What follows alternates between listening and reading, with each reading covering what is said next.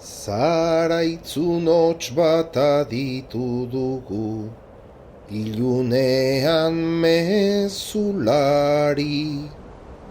oreinak erne zutitu dira, horira igo da mari.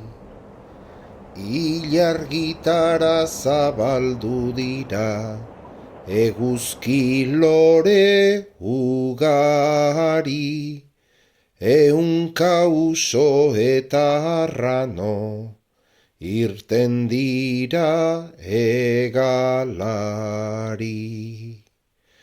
Arrotu dira pagota mendi, urjauzi eta emari. Leioetara atera gara, eta jarri gara adi.